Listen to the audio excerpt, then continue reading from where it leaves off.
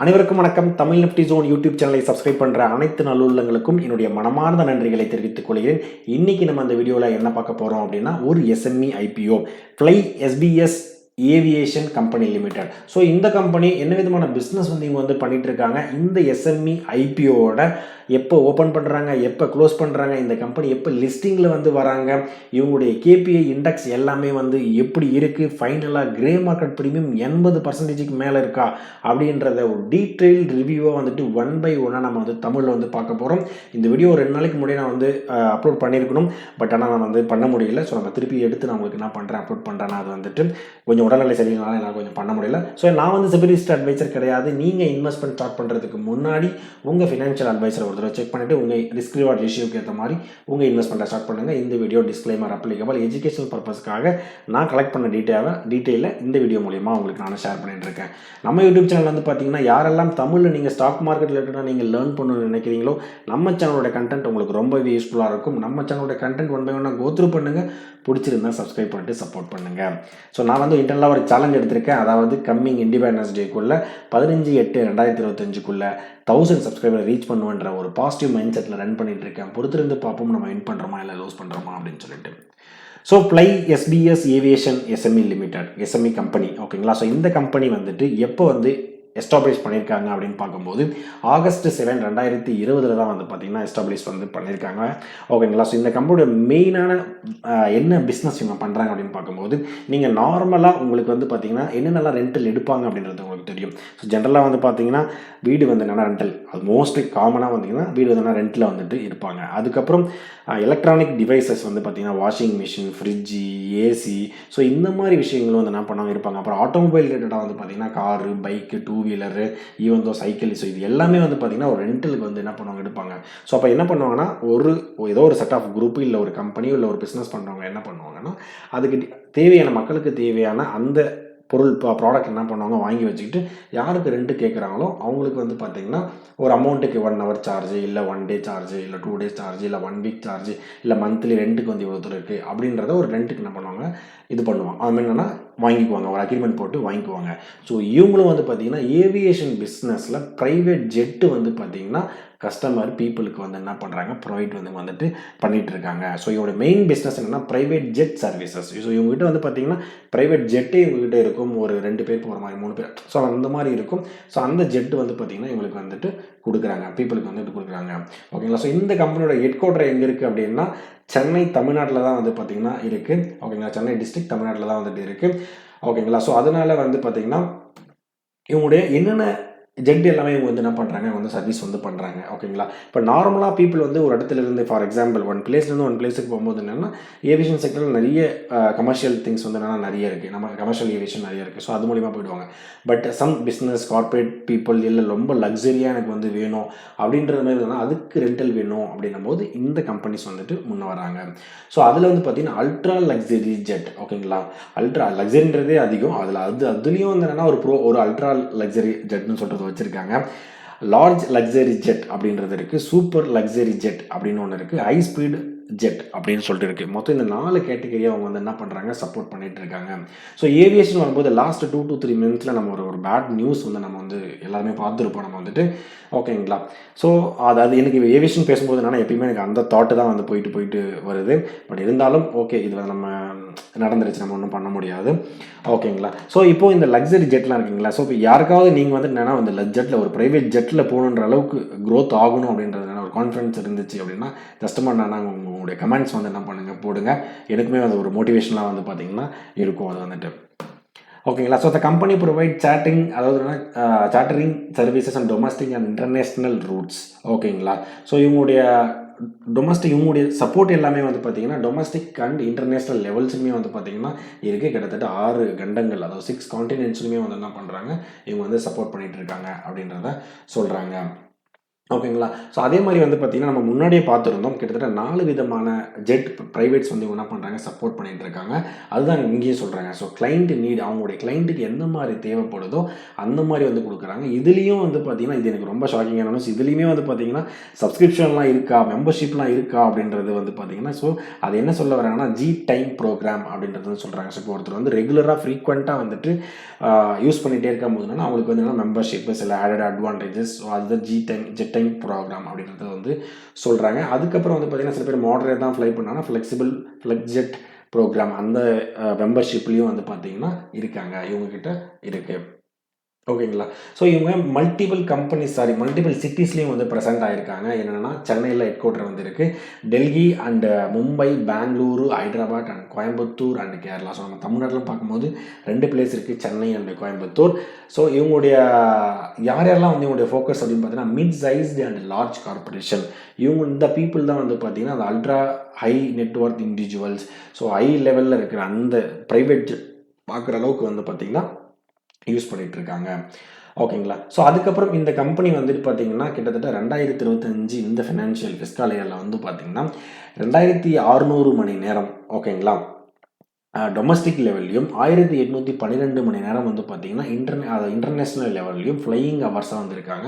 So aviation பொறுத்தவரையில அந்த flying hours வந்து ரொம்ப முக்கியம். ஸோ இந்த ஒரு ஏரோப்ளேன் அப்படின்னு வச்சிங்கன்னா, இது வந்து எத்தனை ஹவர்ஸ் வந்து பார்த்தீங்கன்னா பறந்திருக்கு, எத்தனை ஹவர்ஸ் வந்து பார்த்தீங்கன்னா ஃப்ளையிங் ஹவர்ஸில் இருந்திருக்கு அப்படின்றத நோட் பண்ணுவாங்க. ஓகேங்களா? ஸோ அதுதான் இங்கே வந்துட்டு மென்ஷன் பண்ணுறாங்க. இவங்களுடைய காம்படிட்டிவ் ஸ்ட்ரென்த் ஓகேங்களா? ஜஸ்ட் நான் ஒரு 5 பாயிண்ட்ஸ் வந்து ஆட் பண்ணியிருக்கேன். Experienced promoters and senior management நல்ல நாலேஜ் பர்சன்ஸ் வந்து இருக்காங்க. ஏன்னா இந்த மாதிரி விஷயங்கள்லாம் ரொம்பவே இம்பார்ட்டன்ஸ். அது வந்துட்டு இவங்களுடைய ஸ்ட்ராட்டஜிக் பொசிஷனிங் இவங்களுடைய இது எல்லாமே வந்து பார்த்திங்கன்னா ரொம்பவே நல்லா இருக்குது. ஓகேங்களா? ஸோ இதுதான் வந்து ஜஸ்ட் நான் என்ன பண்ணியிருக்கேன் இங்கே வந்துட்டு மென்ஷன் பண்ணியிருக்கேன். ஓகேங்க. ஸோ இப்போ இந்த கம்பெனி எந்த விதமான பிஸ்னஸ் பண்ணுறாங்க அப்படின்றத நம்ம என்ன பண்ணியாச்சு, ஒரு ஐடியா வந்து கிடச்சிருக்கும். இதுதான் வந்து பார்த்திங்கன்னா இவங்களுடைய பிஸ்னஸ் வந்து பண்ணுறாங்க. ஓகேங்களா? ஸோ இவங்க இந்த ஐபிஓ ரிலேட்டடாக வந்து பார்த்திங்கன்னா நமக்கு வந்திருக்கும். ஸோ ஐபிஓ எப்போ ஓப்பன் ஆகுது, எப்போ க்ளோஸ் ஆகுது அப்படின்னு பார்க்கும்போது ஆகஸ்ட் 1ஆம் தேதியிலிருந்து ஆகஸ்ட் 5ஆம் தேதி. ஏன்னா ஆகஸ்ட் 1ஆம் தேதி வந்து பார்த்திங்கன்னா வெள்ளிக்கிழமை, Friday. So Saturday Sunday leave. So Monday Tuesday வந்து இருக்குது. ஸோ ஆல்மோஸ்ட் இன்றைக்கி சாட்டர்டே தான் நான் அந்த வீடியோ வந்து ரெக்கார்ட் பண்ணுறேன். வந்துட்டு ஒரு நாள் முடிஞ்சிருச்சு ஆக்சுவலாக. ஸோ இன்னும் கம்மிங் டியூஸ்டே அண்ட் வெட்னஸ்டே இருக்குது. ஸோ யாரெல்லாம் இந்த வீடியோ வந்து உங்களுக்கு ரீச் ஆகுதோ உங்கள் ஃப்ரெண்ட்ஸ் அண்ட் ஃபேமிலி உங்கள் சப்ஸ்கிரைபர் என்ன பண்ணுங்கள், ஷேர் பண்ணி விடுங்க. ஓகேங்களா? ஸோ அவங்க டிசிஷன் வந்து எடுக்கட்டும். ஃபுல்லாக அனலைஸ் பண்ணிவிட்டு ஒரு இன்ஃபர்மேட்டிவாக இருக்கும் அப்படின்றத நான் சொல்ல வரேன். ஃபேஸ் வேல்யூ அப்படின்னு பார்க்கும்போது 10 ரூபா பர் ஷேரில் கொடுக்குறாங்க. இஷ்யூ ப்ரைஸ் அப்படின்னு பார்க்கும்போது ஒரு ஃபிக்ஸ்டு இஷ்யூ ப்ரைஸ் 225 ரூபாய் பர் ஷேரில் வராங்க. ஒரு லாட் சைஸாக தான் நம்ம வந்துட்டு அப்ளிகேஷன் வந்து கொடுக்க முடியும். 600 ஷேர்ஸ் வந்து ஒரு லாட் சைஸ்க்கு வந்து கொடுக்குறாங்க. சேல்ஸ் டைப்னு பார்க்கும்போது ஃப்ரெஷ் கேபிட்டல் ஆகும். டோட்டல் இஷ்யூ சைஸ் 102 கோடி ஆகும். அதில் மார்க்கெட் மேக்கருக்கு 5 கோடியும் ரிமைனிங் இருக்கிறது எல்லாமே பப்ளிக்காக 97 கோடியும் வந்துட்டு வராங்க. ஸோ இவங்க என்எஸ்சி எஸ்எம்இ கேட்டகரியில் தான் வந்துட்டு என்னன்னா லிஸ்டிங்கில் வராங்க. 1,27,46,751 ஷேர்ஸ் வந்து இருந்தது. இப்போ போஸ்ட் ஐபிஓக்கு வந்து பார்த்தீங்கன்னா 1,73,3751 ஷேர்ஸ் வந்து பார்த்தீங்கன்னா இருக்குது. ஸோ இந்த இடத்துல வந்து பார்த்தீங்கன்னா நீங்கள் இஷ்யூ ப்ரைஸ்னால் என்ன, எப்போ ஓப்பன் ஆகுது, எப்போ க்ளோஸ் ஆகுது, ஸோ எவ்வளோ லாட் சைஸுக்கு எவ்வளோ வந்து இருக்குது, எத்தனை ஷேர்ஸ் கொடுக்குறாங்கன்றது இம்பார்ட்டண்டாக நீங்கள் நோட் பண்ணி வச்சுக்கணும். அடுத்தது எப்போ ஓப்பன் ஆகுது, எப்போ க்ளோஸ் ஆகுதுன்றதை பார்த்துட்டோம். ஸோ அலாட்மெண்ட் என்னைக்கு அப்படின்னு பார்த்தீங்கன்னா வெட்னஸ்டே அன்னைக்கு ஆகஸ்ட் 6ஆம் தேதி அன்னைக்கு அலாட்மெண்ட் நடக்கும். ஸோ நமக்கு அலாட்மெண்ட் நடந்துருச்சு அப்படின்னும் போது நம்மளோட டிமேட் அக்கௌண்ட்டுக்கு ஷேர்ஸ் வந்து பார்த்தீங்கன்னா ஆகஸ்ட் 7ஆம் தேதியும், அலாட்மெண்ட் நடக்கலை அப்படின்னா அதே டேட் ஆகஸ்ட் 7ஆம் தேதி அன்னைக்கு நம்ம பேங்க் அக்கௌண்ட்டுக்கும் கொடுத்துருவாங்க.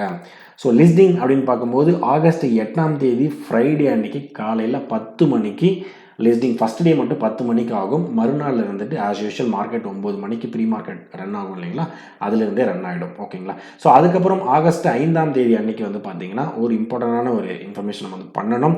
இதை நான் எல்லா வீடியோலையுமே நானுமே பண்ணிகிட்டு இருக்கேன். ஏன்னா அதை நானுமே மிஸ் பண்ணியிருக்கேன். அதனால் நான் வந்து சொல்லிக்கிட்டே இருக்கேன். ஸோ யூபிஐ மேண்டேட் 5 மணி ஈவினிங்குள்ளே நீங்கள் என்ன பண்ணணும், கம்பல்சரி மேண்டேட் வந்து பண்ணணும். இல்லைனா உங்களுடைய அப்ளிகேஷன் வந்து பார்த்தீங்கன்னா எக்ஸ்பைரி ஆகிடும். ஓகேங்களா? அதுக்கப்புறம் ஓகேங்க. ஸோ எஸ்எம்இ ஐபிஓவில் ஒரு இம்பார்ட்டண்டான இன்ஃபர்மேஷன் என்னென்னா ரீட்டைல் கேட்டகரி எத்தனை லாட் வந்து அப்ளை பண்ண முடியும் அப்படின்னு பார்க்கும்போது ஒரு லாட்லாம் பண்ண முடியாது. கண்டிப்பாக 2 லாட் பண்ணணும். ஒரு லாட்டுக்கு 600 ஷேர் அப்படின்னு பார்க்கும்போது 2 லாட்டுக்கு 1200 ஷேரு. ஸோ உங்களுக்கு அந்த ப்ரைஸ் பேண்டில் பார்க்கும்போது 2,70,000 ரூபாய் மினிமமாக நீங்கள் வச்சுருந்தா மட்டும்தான் இந்த அக்கௌண்ட்டுக்கு இந்த ஐபிஓக்கு நீங்கள் அப்ளிகேஷன் பண்ண முடியும். So small HNI category, big HNI category வந்து பார்த்தீங்கன்னா ஸ்மால் ஹெச்என்ஐ கேட்டகரி 3லேருந்து 7 லாட் வரைக்கும், பிக் ஹெச்என்ஐ கேட்டகரி 8 லாட் வரைக்கும் உங்களால் பண்ண முடியும். ஓகேங்களா. ஸோ ப்ளை எஸ்பிஎஸ் ஏவிஎஸ் கம்பெனியோடைய இவங்களுடைய மார்க்கெட் அதாவது என்னென்னா இவங்க 125 கோடி கிட்டத்தட்ட வராங்க. ஸோ அதில் வந்து எத்தனை பர்சன்டேஜ் ஆஃப் ஷேர்ஸ் வந்து பார்த்தீங்கன்னா ரீட்டைல் கேட்டகரிக்கு வந்து அலோகேட் பண்ணியிருக்காங்கன்றதை நம்ம தெரிஞ்சுக்கணும். ஏன்னா என்னுடைய சப்ஸ்கிரைபர் என்னுடைய ஃப்ரெண்ட்ஸ் சர்க்கிள் எல்லாமே பார்த்தீங்கன்னா ரீட்டைல் கேட்டகரியில் தான் வந்து பண்ணிட்டு இருக்காங்க.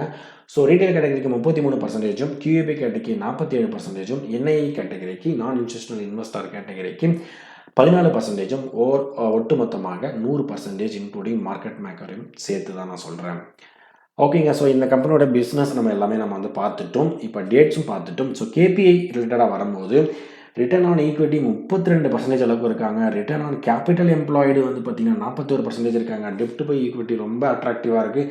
0.14 அதாவது 1 லெஸ் தென் ஆர் 1 இருந்தாலே டூ குட்னு சொல்லுவோம். 0.14 போது கிட்டத்தட்ட ஒரு நெக்லிஜிபிளான ஒரு டெப்ட் பை ஈக்விட்டியில் இருக்காங்க.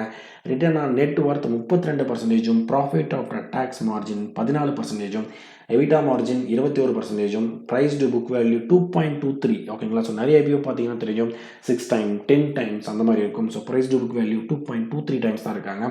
நல்ல ஒரு ஒரு KPI வந்து பார்த்தீங்கன்னா இவங்ககிட்ட இருக்குது. ஸோ பீரியட் எண்டட் அதாவது பார்த்தீங்கன்னா ஃபினான்ஷியல் ஸ்டேட்டஸாக பார்க்கும்போது மார்ச் 2023, மார்ச் 2024, மார்ச் 2025 படி இந்த கம்பெனி ப்ராஃபிட் பண்ணுறாங்களா லாஸ் பண்ணுறாங்களா பார்க்கும்போது ப்ராஃபிட் மேக்கிங் கம்பெனியாக தான் இருக்காங்க. ஸோ லாஸ்ட்டு 3 இயர்ஸ்க்கு முன்னாடி 3 கோடியாக இருந்தவங்க 11 கோடியாகவும் 28 கோடியாகவும் கிட்டத்தட்ட ட்ரிபிள் ரேஞ்சில் அவங்க என்ன பண்ணிகிட்டு இருக்காங்க போயிட்டு தான் இருக்காங்க. ஓகேங்களா. ஸோ உங்களுடைய EPS வேல்யூ 22 இருந்தது வந்து பார்த்தீங்கன்னா 16 வந்து கன்வெர்ட் ஆகுது ஆஃப்டர் IPOக்கு அப்புறம். Price to earning ratio PE ratio 10.1 13.71 தான். அதாவது 15 கீழே இருந்தாலும் நல்ல ப்ரைஸில் வேல்யூவேஷனில் வராங்கன்றதான் மீனிங். ஸோ நான் என்ன பொறுத்தவரையில் இதை பார்க்கும்போது ரொம்பவே இவங்களுடைய ஃபினான்ஷியல் ஸ்டேட்டஸ், இவங்களுடைய பிஸ்னஸ், ஃபியூச்சர் ஸ்கோப், அதுக்கப்புறம் இவங்களுடைய KPI, ஸோ இது எல்லாமே வந்து பார்த்திங்கன்னா டூ குட்டாகவே வந்துட்டு இருக்குது. ஸோ அதில் தான் என்னமோ எனக்கு தெரியல. ஸோ இன்றைக்கி டேட்டு 2/8/2025 படி இந்த கம்பெனியோட IPO கிரே மார்க்கெட் ப்ரீமியம் என்ன இருக்குது அப்படின்னு பார்த்தீங்கன்னா IPO வச்சுருந்து எடுத்திருந்தேன். ஸோ கிட்டத்தட்ட வந்து பார்த்திங்கன்னா 87% அளவுக்கு இருக்குது. ஓகேங்களா. ஸோ ஒரு லாட்டுக்கு பார்க்கும்போது எனக்கு தெரிஞ்சு என்னன்னா 2,70,70,000 நினைக்கிறேன் நம்ம பார்த்துருந்தோம் முன்னாடி. ஸோ அப்போ வந்து பார்த்தீங்கன்னா 1,35,000 வந்து கிடைக்கும். நமக்கு ஒரு லாட் நமக்கு அலோகேட் ஆகிடுச்சுன்னா கிட்டத்தட்ட 87% மேலே கிட்டத்தட்ட ஒரு 1 lakh rupees around plus or minus வரதுக்கான நிறையவே சான்ஸ் இருக்குது. ஸோ நான் இந்த IPO வந்து பார்த்தீங்கன்னா என்னுடைய பாயிண்ட் ஆஃப் வியூவில் வந்துட்டு நான் அனலைஸ் பண்ண வரைக்கும் நான் வந்து அப்ளை பண்ண போகிறேன். ஸோ நீங்கள் வந்துட்டு இன்னொரு தடவை நீங்கள் என்ன பண்ணுங்கள், ஃபுல்லாக செக் பண்ணுங்கள், எல்லாத்தையும் நோட் பண்ணுங்கள். நோட் பண்ணிவிட்டு இது இந்த IPO வந்துட்டு உங்களுக்கு எந்த விதத்தில் வந்து என்னென்னா அப்ளை பண்ணலாம் அப்படின்றத ஜஸ்ட் அடிஷ்னல் கமெண்ட்ஸ் என்ன பண்ணுங்கள் போட்டு விடுங்க. ஓகேங்களா. ஸோ நீங்கள் என்ன டிசிஷன் வந்து எடுக்கிறீங்க அப்படின்றதையும் அப்ளை பண்ணப்போ I'm going to apply, I'm not going to apply for என்ன ரீசன் அப்படின்றது என்ன பண்ணுங்கள் கமெண்ட் பண்ணுங்கள். ஸோ இது நம்ம இந்த வீடியோவில் வந்து பார்த்தீங்கன்னா கிரே மார்க்கெட் ப்ரீமியம் நம்ம என்ன பண்ணிட்டோம் பார்த்துட்டோம். ஸோ நீங்கள் லிஸ்டிங் கெயினுக்கா இல்லை லாங் ரன்னுக்காக நீங்கள் வந்து பண்ணுறீங்கன்றதையும் ஜஸ்ட் வந்துட்டு கமெண்ட் பண்ணுங்கள். ஸோ இந்த வீடியோ உங்களுக்கு ரொம்பவே பிடிச்சிருக்கும் அப்படின்னு நினைக்கிறேன். பிடிச்சிருந்தால் லைக் பண்ணுங்கள், அடிஷ்னல் கமெண்ட் ஏதாவது இருந்தாலும் கமெண்ட் பண்ணி விடுங்க. ஓகேங்களா. ஸோ நம்ம சேனலோட கண்டென்ட் உங்களுக்கு பிடிச்சிருந்தாலும் உங்கள் ஃப்ரெண்ட்ஸ் அண்ட் ஃபேமிலிக்கு என்ன பண்ணுங்கள் ஷேர் பண்ணி விடுங்க. ஃபைனலாக எனக்கு சப்ஸ்கிரைப் பண்ணிவிட்டு சப்போர்ட் பண்ணிகிட்டு இருக்க அனைத்து நண்பர்களுக்கும் நன்றி நண்பர்களே. இன்னொரு வீடியோவில் நம்ம பார்ப்போம்.